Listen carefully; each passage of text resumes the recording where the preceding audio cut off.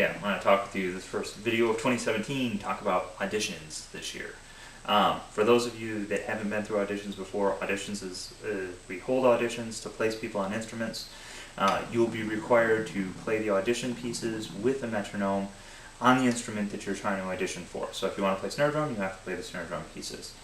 When you show up on audition day, you're going to have to tell me what tempo you want each audition piece to be played at.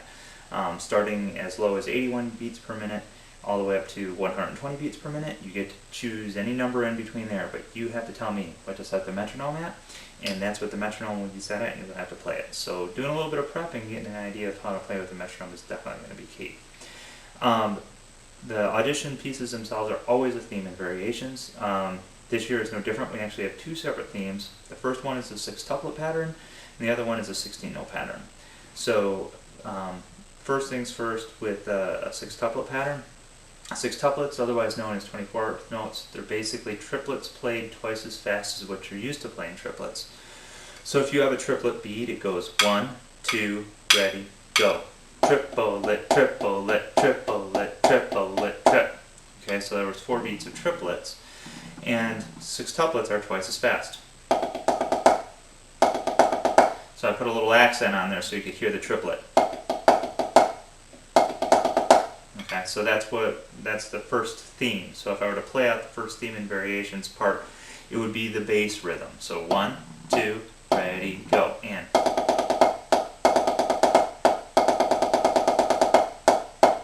And then it repeats.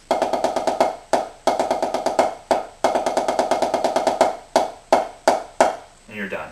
And I'll have you play that 2 or 3 times so that I can get a real sense of how proficient you are with it. The key part of that bass rhythm, that sextuplet bass rhythm, is that as you move into different sextuplet exercises where I do things like add accents or change the sticking pattern, you can always use that first one as a reference. So as you're playing and you want to check against something that you think you know pretty well, that straight up check pattern is always the good one to fall back to. If you play a pattern and it doesn't sound like that, then you need to do a little bit more work. When we learn triplets, there's different mnemonics that we use, like we say triplet, triplet, triplet, or the way I learned it was 1 lolly, 2 lolly, 3 lolly, 4 lolly. Well, there's another really handy mnemonic for triplets that takes advantage of the fact that you can play with either your right or your left hand. And that's right to the left to the right to the left. And if you follow that pattern, all of a sudden you'll find right to the left to the right to the left to the right. Or if you wanted to start with the left hand lead, it works too. Left to the right to the left to the right to the left. And when you play it like a faster pattern, like a sextuplet pattern, right to the left to the right, right to the left to the right, left to the right to the left. Okay, so it gives you a good basis for playing just straight sextuplets or triplets of any speed. How to track that and kind of keep your hands in order. So that's a good way to start. The second pattern that we're looking at is just a straight up keeping your right hand where it belongs and keeping your left hand where it belongs 16-note pattern. So if I were to play that in its entirety, the check pattern would go like this. 1E and a 2E and a 3 and 4 and 1E and a 2E and a 3E a 1, 2, 3 and a 4E and a 1 and 2 and 3 E a 1. So that's the basis of that second theme and variations. And all I'm doing is, if you take a look at a 16-note pattern where you're alternating sticking, you start with the right hand, 1E and a 2E and in the second half of that measure, what I'm doing is I'm subtracting the left hand and I'm left with the right. 1E and a 2E and a 3 and 4 and. Second measure is the same story, except now I'm going to subtract the right hand. I'm going to play only with the left. 1E and a 2E and a 3E a 1. Okay. Then the third measure is just straight 16th notes. 2, 3, 4, 1. And the last measure we split it. We start out with the right hand. We finish with the left. 1 and 2 and 3E a 1. Okay.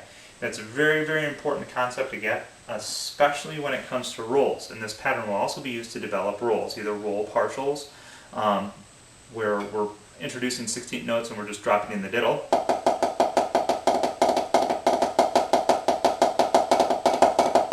Or we just play the hands isolated.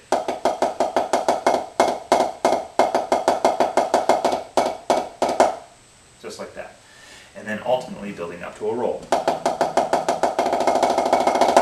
Okay, so a lot of people when they come into, especially when they're playing rolls, they'll just think that a roll is just throw your hands down as fast as you can and make as many beats as possible, and that's not the case, especially with open rolls, because I can tell you that every note has a very predefined note value and a very predefined placement. Just because they're coming fast doesn't mean that we get to throw away that timing.